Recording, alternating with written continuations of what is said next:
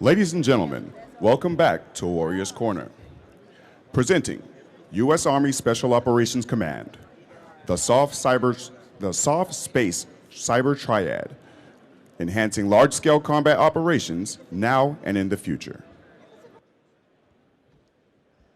All right, well, good morning. I'm Lieutenant General Dan Karbler. I am the commander for U.S. Army Space and Missile Defense Command, and I also am the commander of Joint Functional Component Command for Integrated Missile Defense. In that capacity, I work for General Jim Dickinson as the SpaceCom commander. So let me set the stage a little bit here from where I'm going to come from before my Triad partners come up here. This year, we know the Unified Command Plan moved responsibility for global missile defense operations support from underneath U.S. Strategic Command and tucked that up underneath U.S. Space Command for a couple of reasons. One is U.S. Space Command has responsibility as a global sensor manager. Our missile defense sensors, which do a great job in the missile defense mission, can also do space domain awareness. So instead of having this STRATCOM, SpaceCom, never any tension between the two COCOMs, but we also didn't have really, true unity of effort, unity of command. So being able to take my command and my responsibility and taking the missile defense responsibility, moving it under the U.S. Space Command, and now calling it trans-regional missile defense has really aligned it a lot better for myself and for the command. With trans-regional missile defense, we are exploring a concept which we've rehearsed it. We've done it in a couple of exercises with Space Command called the Missile Defeat Effects Coordinator. So you might ask, well, what the heck is missile defeat? So I want you to think about traditional integrated air and missile defense that we all know about. It's active defense with PAC-3 and THAAD and Aegis BMD, some attack ops, some passive defense, all part of what we normally would describe as integrated air and missile defense. But in the last couple of years, we've started talking about left of launch, right? Our ability, our desire to disrupt, delay, deceive, disintegrate adversary missile capability left of launch. So whether that's in the silo, still on the TEL, on the runway, somewhere before that missile, that aircraft has taken off. All together, so left of launch, integrated air missile defense, all together becomes missile defeat. And what we've experimented with in the concept is a missile defeat effects coordinator where we've given that responsibility to the U.S. SpaceCom commander with my JIFIC IMD hat on, being the heavy lifter for General Dickinson to be able to assume that role. Well, you can imagine now with the Triad that we have the capability and the capacity to really get after the left of launch capabilities. And when you look at FM 3.0 and you look at some of the statements in FM 3.0, and I jotted them, I don't have a great memory, so I just wanted to jot them down. But FM 3.0 says we have to be able to provide the commander with options to defeat, destroy, disrupt, deny, or manipulate enemy networks, information, and decision-making. Boy, if that doesn't sound like something that the Triad is postured to do, and General Braga and General Barrett will talk about some things that we've done, if postured to do to get after and support missile defeat effects, I mean, it's tailor-made for us in FM 3.0. It talks about, FM 3.0, it talks about the strategic deep areas where range of movement for conventional ground forces or policy prohibits those operations. So employ Triad. So this is where we can employ Triad capabilities because conventional forces might not be able to get after those deep areas. And you think about where the adversary puts their missile capabilities at, again, left of launch, our ability to affect those missile operations. And then the last one in FM 3.0 talks about counter-adversary efforts to limit or prevent U.S. access, forward positioning of layered integrated air defense, early warning radars, rocket artillery, electronic warfare capability, and counter space capability. Again, this is just right out of 3.0. So being able to take what we've done in the Triad here in the last couple of years now, and as we continue to mature it, we exercise the heck out of it. We do it we've used the Triad in operations, right in line with FM 3.0. And what I will wrap up with is the Triad is really nothing more complicated than just combined arms, but using our capabilities and our accesses and our ability to do things during pre-crisis operations as we're looking at active campaigning, being able to provide those capabilities and do those early on. And again, FM 3.0 talks about using capabilities that aren't so overt as to escalate into conflict, but instead be able to operate in crisis without further escalation. So with that, ladies and gentlemen, I'm going to turn it over to General Barrett and look forward to your questions. Thank you. Hey, thanks, Dan.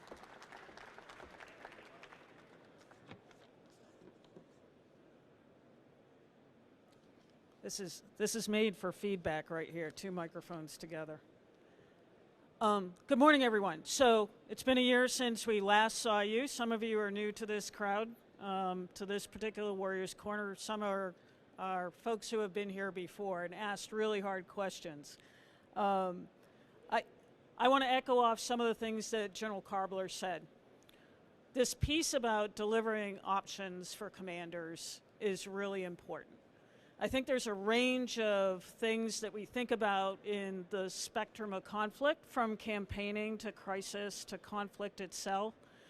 General Karbler talked about this piece about, are there points at which you can, de-escalate?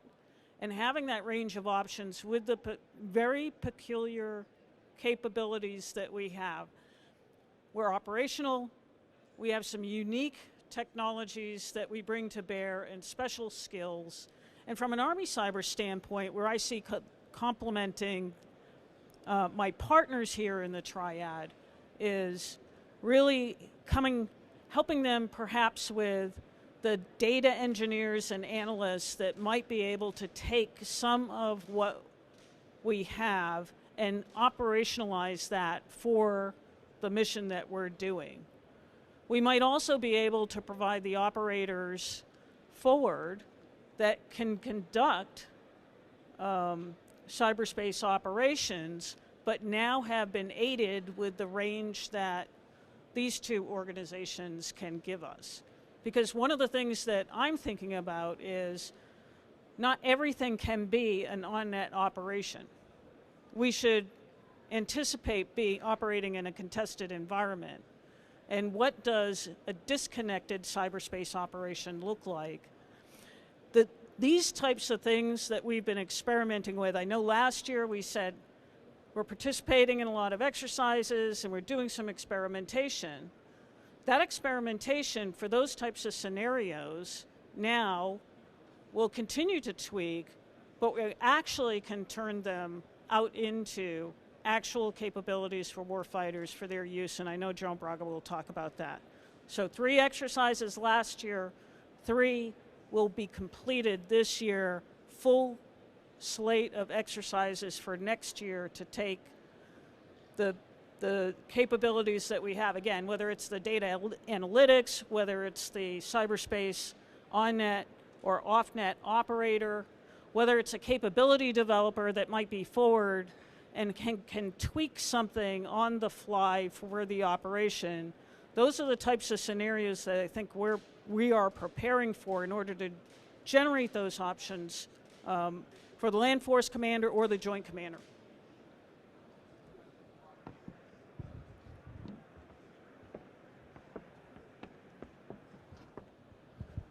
All right, good to see everybody again here on the floor. Some familiar faces and some new faces here, but if it's the first time hearing about the Triad, thanks for showing up and just hearing us speak a little bit and then answer some of your questions. So I'd say, first of all, the events of the last 96 hours, some people would probably be thinking this is a 1973 moment. The tragedy going on in the Middle East and Israel right now, and our thoughts and prayers go out for those who are suffering. But I'd like to say this is a 1939 moment. 1939 moment where the challenge laid out very clearly in NDS were the threat, the People's Republic of China. You know, the slide behind me talks about the backbone of our nuclear deterrence triad there. This triad's a different triad. Okay, this one's a modern day triad. I think it's baked in irregular warfare, and all three of our formations contribute to assuring and coercing, in accordance with the Joint Pub 1, to provide asymmetric, non-attributable options, flexible deterrent, flexible response options for the joint force. That's what we're trying to do as we experiment here going forward. Okay, whether it's a cyber network, a space network, a missile network, a terrorist network, an army network, it all provides opportunities for every one of these three different organizations to provide those options for the joint force to add to that deterrence. And it hasn't just been, I'm going to talk about what we've been doing the last year and what we're getting ready to do the next year, because we're getting ready to double the amount of experimentations we did last year. Collectively, we did 7 together last year. That's everything from tech exchanges, FTXs, field experimentations. Next year, it's going to be double that and over 14. That's led to identifying gaps, capabilities, equipment, TTPs, tactics, techniques, procedures. We're informing doctrine in our schoolhouse. We're doing educational exchanges out there. This is happening at the tactical to the strategic level. When I say the strategic level, the chief and the secretary talk about the character of war changing. I would also say the nature of deterrence is changing. The tools that the adversary is using are changing. And we need to stay ahead of the adversaries by converging these three disciplines right here for a larger, holistic, asymmetric advantage against our adversaries. And you better believe our adversaries are investing in these type of capabilities. Now, I want to highlight some of the things we've done the last year, because it's not just us sitting around a whiteboard and thinking up smart ideas and concepts out there, but we got 3 mission threads that we actually agree upon in a charter and work collectively on. And 89 different partners are working on this across the interagency, the joint force. I'll name some of them, and hopefully it's like, wow, I didn't know you're working with them.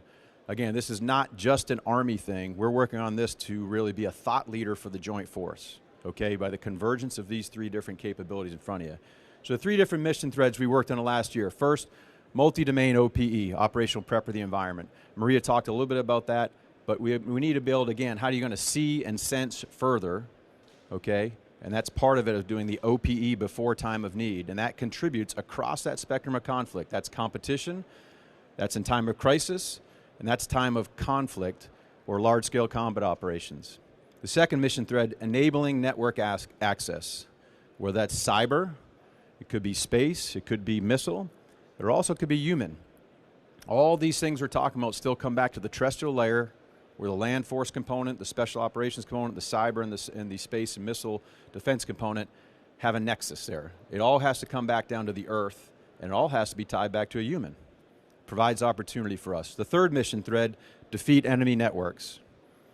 So together, we have an outsized impact against the adversary's capabilities when you're talking about their capabilities in soft space and cyber, which is why it's inherent where we have to work together, why we're experimenting together, we're learning together.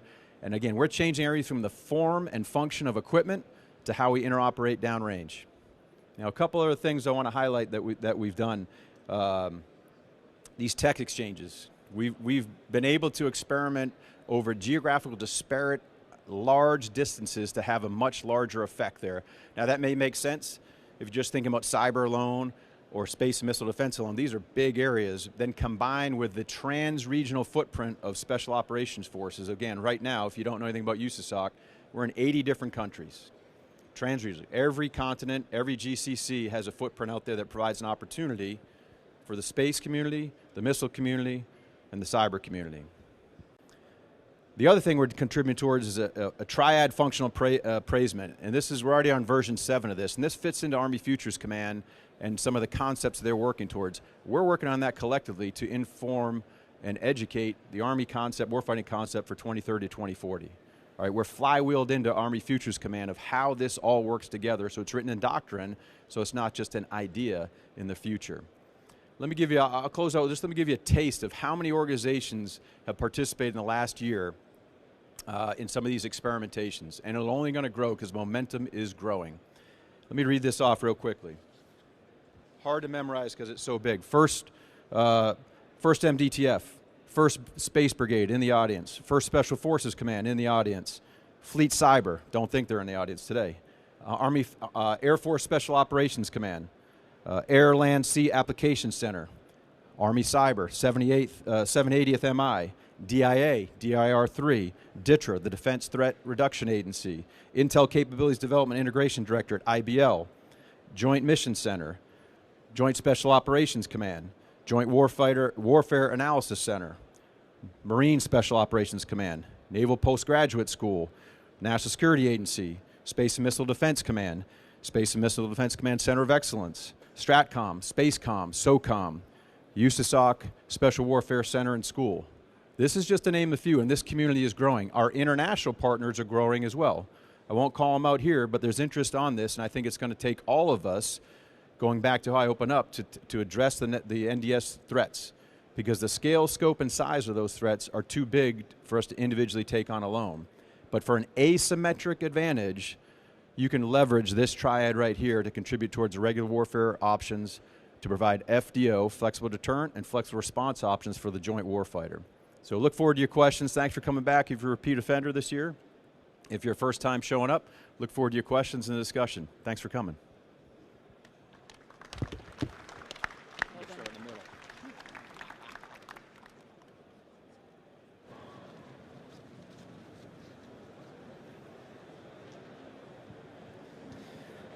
Let me get away from this speaker here. Mark Pomerleau with Defense Scoop. Can you just describe what exercising this looks like and how you plan to double this next year? And is this still kind of an informal relationship? How do you kind of present this as a force package to a 4-star commander?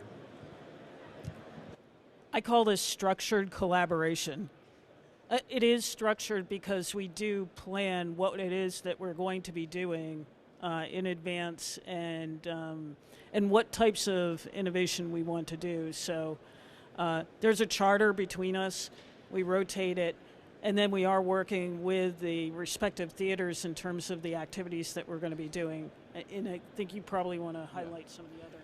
Yeah, sure. Great question. So this year, moving out, we're actually going to have a Triad task force, experimentation task force, where it's a little bit more formal. It's all in the charter. We work together. We come together for all these experiments and exercises. Last year, we deployed a 2-star Special Operations Joint Task Force contingency to support the Indo-Pacific PAC Sentry exercise, of which all of our elements played in that, and supporting the Joint Task Force, supported Joint Task Force and the Indo-PACOM Commander. That was the first time at a 2-star level where we fit into a larger GCC exercise.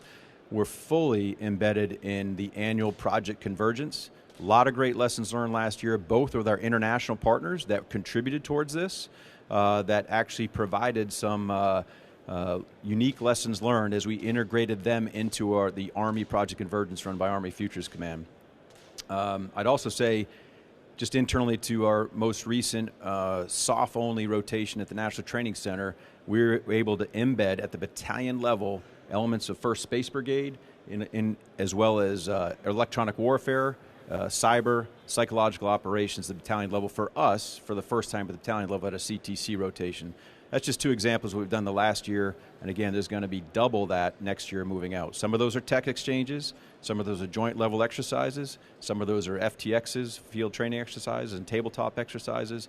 So a myriad of that as the partners grow and the opportunities grow to experiment.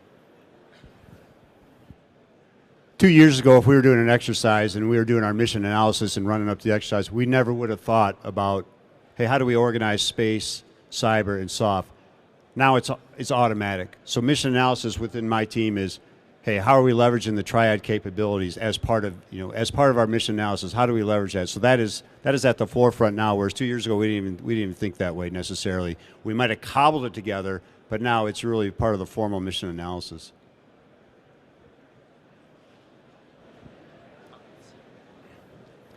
Thank you, ma'am. Thank you, sir. I'm Colonel Labouche, French liaison to HQDA. Very interesting topic, I think. Could you elaborate a little bit more on why a regular or conventional army is not present in the Triad? Because from a French perspective, large units from the regular army, from regular navy, have a role to play when it comes to messaging. Just take as an example the large-scale global exercise to which France sometimes take part. It does play a message in terms of deterrence regarding some near-peer adversaries. So why the Army or the Navy, Air Force are not part of the Triad? Thanks. Yeah, I think everyone is responsible for messaging. I'm card-carrying believer in information operations and psychological operations as the proponent for psychological operations. I think it's critical in everything we do. I think it's perhaps the most, could be the most important lesson learned from the crisis in Ukraine. I mean, the world has rallied to support the Ukrainian armed forces, in my belief, because of information operations and garnering support. I think the resistance and resilience capability of the Ukrainian people is there because of successful information operations. There's tragedies all around the world that the world doesn't necessarily pay as much attention to, but I think information ops is key, and I think every organization across the Joint Force should have informational advantage and information operations capability. What we provide is a little bit is in support of the Joint Force. It's not in competition. We're very intertwined with the MDTFs, the Multi-Domain Task Force.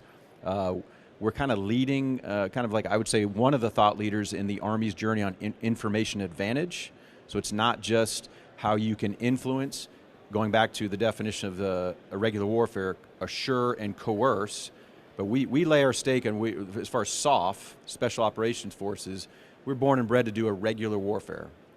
That is different, and we're all a little bit different. There's nothing else like us in the Army, so we are responsible for our own doctrine, our own capabilities development, which is a little bit different than the operational force down there. So it's kind of our charge to lead the Army and lead the Joint Force in our requisite expertise there. So this is not, they're not part of it. We see us supporting the Joint Force in a larger, I would say, modern day deterrence triad out there. That's just my take on that. And I talked earlier about, we exercise this, we practiced the Missile Defeat Effects Coordinator with the Spacecom a few months ago. And again, not operating in a vacuum, not operating our own little triad cell, but integrated with the Joint Fires element, integrated with the intel folks, integrated with all targeting elements to make sure that as we're supporting that geographic and combat command in what his or her scheme of fires is, that what capabilities we're able to bring early on are fully integrated into that planning effort. Michael Kuiper, private industry and cyber, working mainly in Ukraine, Moldova, Belarus. What is a good venue for private industry to bring some of the lessons that we've learned into this triad and help with the efforts and bring our expertise in? Yeah, so when we're talking about cyber capabilities, coming on down to the CFIC, down in Augusta at the Georgia Cyber Center that we have, that's generally when we're talking about cyber capabilities where we're taking, we're either expressing what our requirements are or we are receiving something from you and seeing whether there's an operational application for it. I think probably each one of us have a similar, doorfront to come into to do that. And then when our teams are getting together and doing that mission analysis, that's where we probably combine our unique. We would take the things that maybe you brought to us in Augusta, and then say, hey, John, could you use this? Because we think we've got a vendor who has that might be able to complement the operation. Over. Yeah, we each have I would say a single point of contact there for United States Army Special Operations Command. That's our UFMC, USASOC Force Modernization Center, which addresses a lot of our gaps out there, and we make those available to industry, as well as our DCG for modernization. Scott Wilkinson, who I think is in the crowd here, as well as one each Colonel Luke Van Antwerp. So that's our single point, and welcome to have a conversation afterwards if you have something specific like to. But bottom line is we need this floor right here, part of the solution. This is not going to be an Army solution, and this is not going to be a Joint Force solution. What's required is a whole of nation solution, and I would argue a whole of international community solution to address the scale, scope, and size of the threat. So we look forward to the conversation.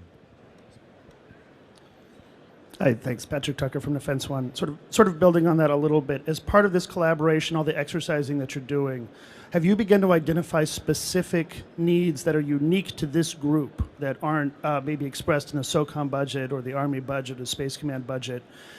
What are those, or what do you anticipate those needs being? Thanks. Well, I'd say if we went back 3 years ago, we had individual needs, and now the collective has even added to the emphasis. Like, the need for moving data securely is critical to both our formations for Dan and Special Operations.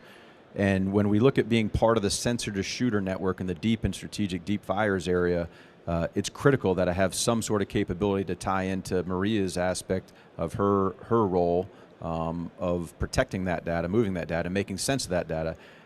So before, my needs might not have registered as high, but when it's all three of us talking of like, how am I going to get part of perhaps a data solution to the missile side of the house, and I got to work with Maria to get there. Before, I might not even register that on the SOCOM side of like, well, that's interesting. But now when all three of us are talking, we have a collective need here. It raises the floor level of the importance of it. I think that's part of this right here, even having a Warriors Corner, if that makes sense.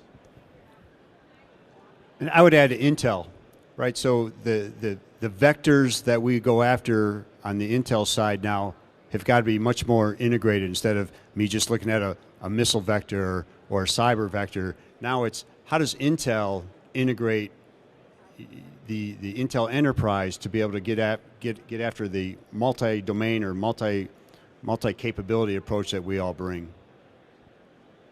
Yeah, and from my perspective, some of the things that I think we already had programmed in terms of, hey, these are the emerging type of capabilities that we'd like, we've gone back and refined as a result of the experimentation. I think it's now a much better requirement than it was previously.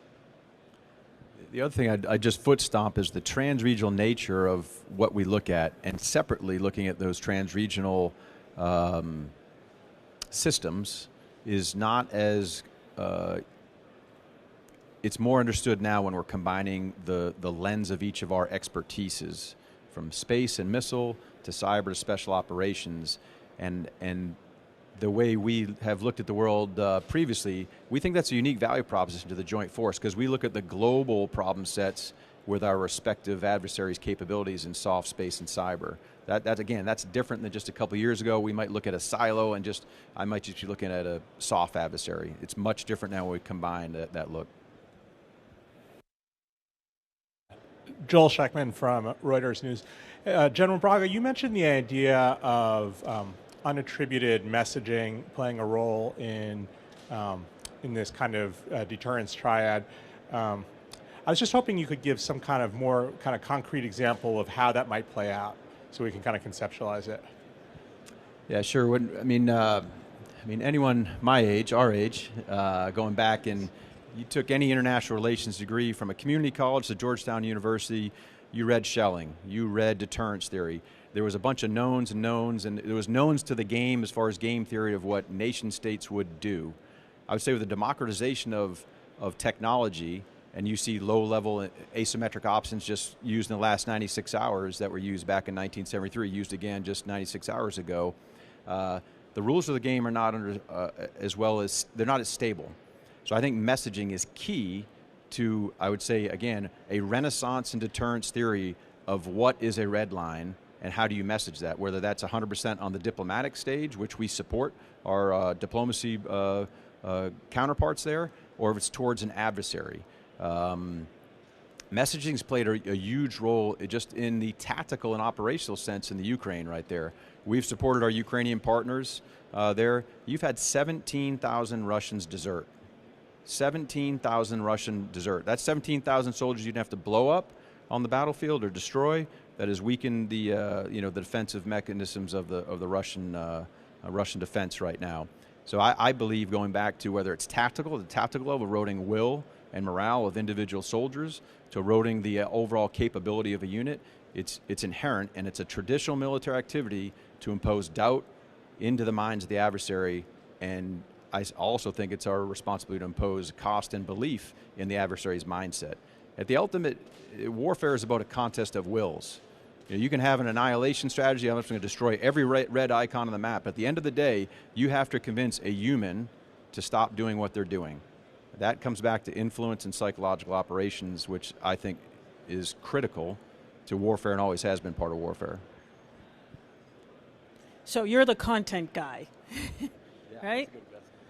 And so what I'm going to tell him is, where is it coming from? How is it coming? How is it being delivered? Who is doing it? Is it automated? Should it be, can we target it depending on what the operation is and what kind of effect we're trying to have?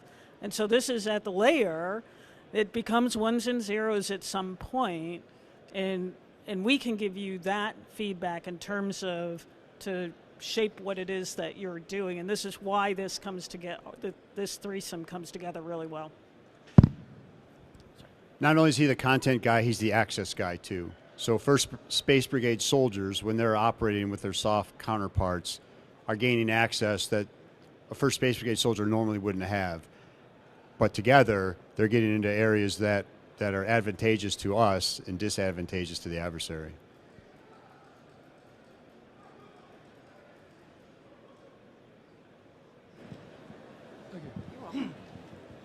John Dodson, Thayer Energy Inc., West Point.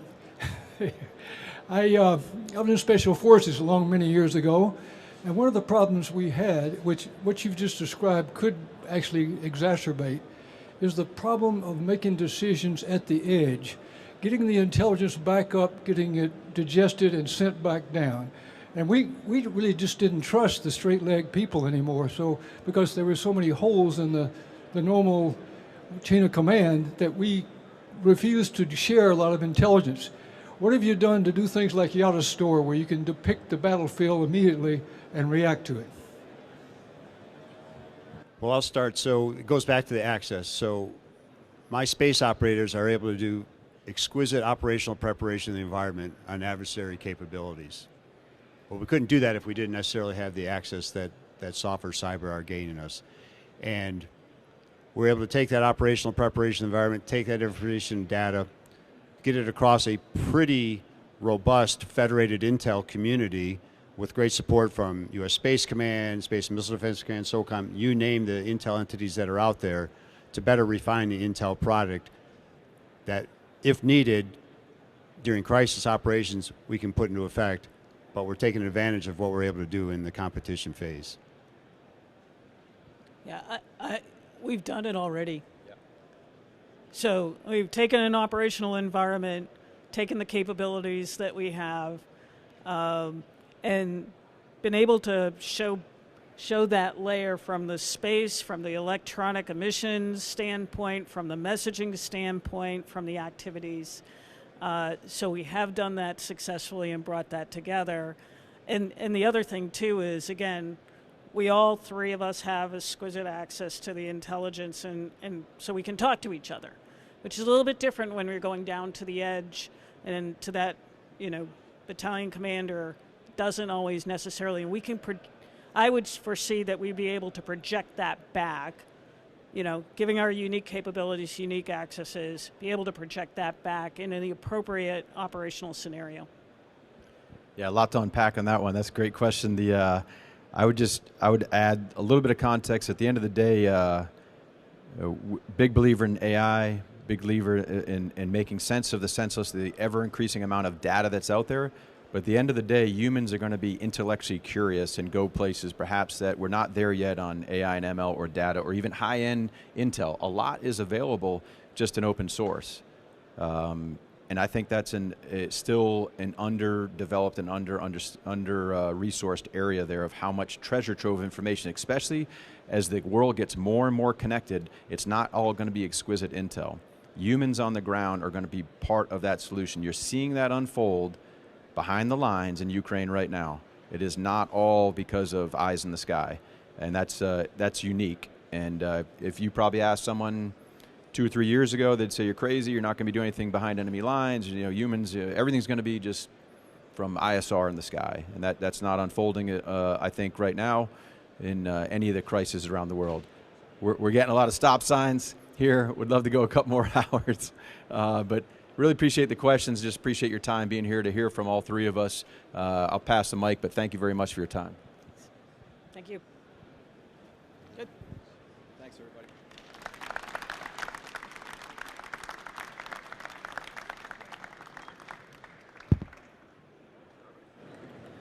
Ladies and gentlemen, the next presentation in Warriors Corner will begin at 9:50.